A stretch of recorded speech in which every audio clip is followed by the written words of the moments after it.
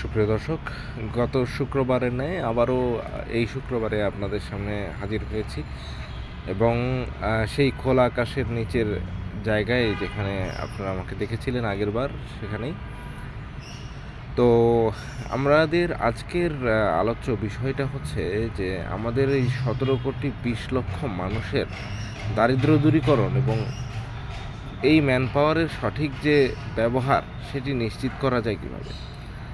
তো আমাদের এই পর্বে ফোকাস থাকবে যে দেশের নিজস্ব পণ্যের ব্র্যান্ডিং, নিজস্ব লোকের কর্মসংস্থান এবং দেশের 17,20,00,000 বা যে জনসংখ্যা রয়েছে সেই জনসংখ্যার প্রত্যেকের দারিদ্র্য বিমোচন। এই তিনটা মূল উপজীব্য বিষয় নিয়ে আজকের এই ভিডিওটা আমি সাজিয়েছি। তো সর্বপ্রথম যে বিষয়টা আমি বলতে চাইবো সেটা হলো যে আমাদের দেশের এই 17,20,00,000 মানুষের কর্মসংস্থানের সুযোগ নিশ্চিত করার জন্যে আমাদের যারা আমরা ক্রেতা আছি, আমাদের একটা দায়িত্ব আছে। সেই দায়িত্বটা আমরা পালন করতে হবে আমাদেরকে। সেটা হলো, আমি যখন একটা দোকানে যাব, একটা সুপার শপে যাব, অবশ্যই আমাকে আমার দেশীয় পণ্যটা বেছে বেছে কিনতে হবে। আমরা যখন সুপার শপে যাই বা দোকানে যাই, আমরা কিন্তু দেখে দেখে আমাদের সামর্থ্য অনুযায়ী যেটা আমাদের পক্ষে কেনা সম্ভব, আমরা সেইটা কেনার চেষ্টা করি। তো ঠিক সেরকমভাবে আমরা চেষ্টা করব যে আমাদের নিজেদের দেশের যেই পণ্যটা রয়েছে সেটা যেন আমরা কিনতে পারি, যেটা মেড ইন বাংলাদেশ, যেটা প্রোডাক্ট অফ বাংলাদেশ, সেই প্রোডাক্ট আমরা কিনব।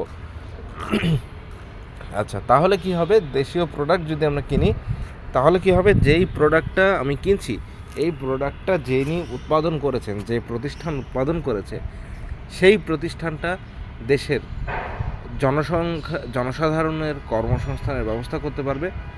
যেই জিনিসটা উৎপাদন হয়েছে সেটার উৎপাদন থেকে নিয়ে আমার পর্যন্ত পৌঁছাতে যে কয়টা হাত বদল হয়েছে, প্রতিটা প্রতিষ্ঠানে কোনো না কোনো মানুষের কর্মসংস্থানের জন্য সেটা ভূমিকা রেখেছে। এরপরে আমার যে প্রোডাক্টটা কেনা হলো, এই প্রোডাক্টটার পিছনে সরকারের একটা ভ্যাট রয়েছে, একটা ট্যাক্স রয়েছে। তো সেক্ষেত্রে এটা দেশের সর্বাঙ্গীন অর্থনৈতিক কল্যাণের জন্য ভূমিকা রাখবে। আচ্ছা, এটা গেল আমার দেশীয় পণ্য যেটা ব্র্যান্ডেড অবস্থায় পাচ্ছি সেটা ব্যাপারে। এখন আসেন, আমাদের দেশের যারা আমরা বলি যে রপ্তানি বাড়ছে না কেন, এখানে আমাদের প্রবাসী ভাইরা যারা আছেন তাদেরও একটা ভূমিকা নেওয়ার সুযোগ আছে। এটা হয়তো এতদিন আমরা কেউ চিন্তাও করে দেখিনি যে আমরা যারা আমাদের দেশের মানুষ যারা বিদেশে কর্মসংস্থানের জন্য গিয়েছেন, তারাও তো কোনো না কোনো পণ্য ব্যবহার করেন। তারা সাবান ব্যবহার করেন, তারা শ্যাম্পু ব্যবহার করেন, তারা শুকনো খাবার নাস্তা হিসেবে খায়। তো এই জায়গাটাতে আমাদের যারা প্রবাসী ভাইরা আছেন, ধরেন কেউ একজন সৌদি আরবে আছে, সে যদি এখন সৌদি আরবের মক্কাতে একটা দোকানে যায় এবং সে দোকানে যেয়ে যদি সে দেখে যে একটা প্রোডাক্ট হলো ইন্ডিয়ার, একটা হলো পাকিস্তানের, একটা হলো বাংলাদেশের, আর একটা হলো সৌদি আরবের, এখন সে যদি বাংলাদেশের প্রোডাক্টটা কিনে, তাহলে কিন্তু এই রপ্তানিতেও সে একটা অবদান রাখবে। কারণ ওই প্রোডাক্টটা আবার ওই দোকানদারকে কিনতে হবে, ওই দোকানদারকে বাংলাদেশ থেকে নিয়ে যেতে হবে। সো সেখানে পরোক্ষভাবে কিন্তু সে উৎপাদনের এবং রপ্তানিতে ভূমিকা রাখলো। তো এভাবে আমাদের প্রবাসী ভাইদেরকে, যারা আমার এই ভিডিওটা দেখছেন, তাদেরকে আমার অনুরোধ থাকবে, আপনারা যারা প্রবাসে আছেন, কষ্ট করছেন আমাদের দেশের জন্যে, আপনারা সবাই যখন বাজারে যাবেন, মক্কাতে, মদিনাতে আমি নিজে গিয়েছি, দেখেছি অনেক দোকান আছে যেখানে বাংলাদেশিরা কাজ করে। তো আপনারা যখন বাজারে যাবেন তখন বলবেন যে ভাই, মেড ইন বাংলাদেশ যে পণ্যটা ওটা দেন, বা বাংলাদেশের যে ব্র্যান্ডগুলো আছে সেগুলোর প্রোডাক্ট দেন। আমি কোনো নাম বলছি না, কারণ কেউ আমাকে স্পন্সর করেনি, সেহেতু এটা বলা ঠিক নয়। তো এক্ষেত্রে যেগুলো বাংলাদেশের প্রোডাক্ট আছে সেই প্রোডাক্টগুলো আমরা কিনবো, ভারতীয়টা কিনবো না, ভারতের প্রোডাক্ট আমরা বর্জন করব। আচ্ছা, এরপরে আমি যদি রুরাল পর্যায়ে যাই, সেখানে আমরা এখন দেখতে পাচ্ছি যে পলিথিন ব্যাগ কিন্তু বন্ধ করে দেওয়া হয়েছে, ফলে পাটের ব্যাগ ব্যবহার করার একটা বিষয় আছে। তো আমরা যদি একটা পাটের ব্যাগ ব্যবহার করি, তাহলে কিন্তু যিনি পাট চাষ করছেন, যে কৃষক, তারপরে যিনি পাট জাগ দেওয়ার কাজটা করছেন, অর্থাৎ পাটকে পানিতে যে জাগ দেওয়া হয়, সেই কাজটি যিনি করছেন, এরপরে সেই পাটের সুতা যিনি তৈরি করছেন, যিনি ব্যাগটা তৈরি করছেন, সবার কিন্তু কর্মসংস্থানের ক্ষেত্রে ভূমিকা রাখার সুযোগ হচ্ছে। সো আমরা সবাই পাটের ব্যাগ, কাগজের ব্যাগ ইত্যাদি ব্যবহার করার চেষ্টা করব, তাতে পাট শিল্পের উন্নয়ন হবে। আর পাট শিল্পের উন্নয়ন হলে এই খাতে অনেক মানুষের কর্মসংস্থান হবে। তো সংখ্যাটা ওইভাবে নির্দিষ্ট করে বলা যাচ্ছে না, কারণ কতগুলো পাটকল চালু হবে তার উপর নির্ভর করবে জনসংখ্যার কর্মসংস্থানের বিষয়টা। কিন্তু দারিদ্র্য বিমোচনে এটা অবশ্যই ভূমিকা রাখবে, কারণ একটা কৃষক যখন পাটের ভালো দাম পাবে, সে পাট চাষে আগ্রহী হবে। তার নিয়মিত, আপনারা জানেন যে অনেক জমি আমাদের অনাবাদি পড়ে থাকে, ফসল চাষ করা হয় না দাম না পাওয়ার কারণে।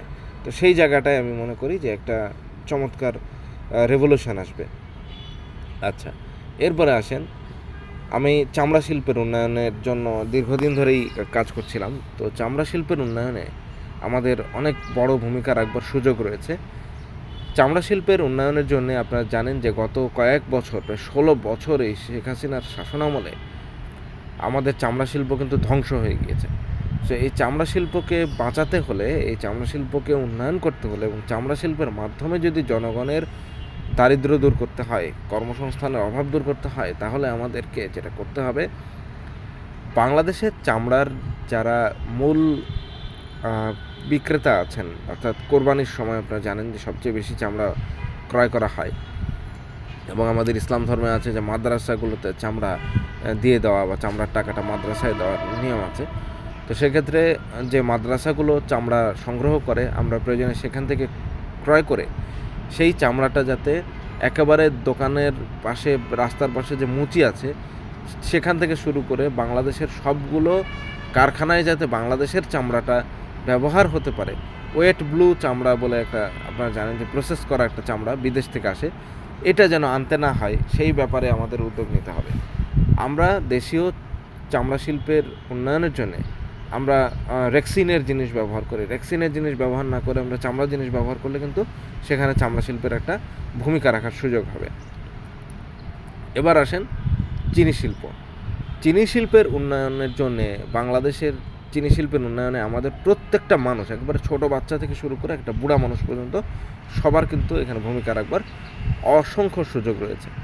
চামড়া শিল্পের ক্ষেত্রে হয়তো যারা চামড়া নিয়ে কাজ করে, চামড়ার ব্যবসা করে, তাদের সুযোগ আছে, কিন্তু চিনি শিল্পের উন্নয়নের জন্য একেবারে প্রান্তিক ভোক্তা পর্যায়ে সকলের ভূমিকা রাখার সুযোগ আছে।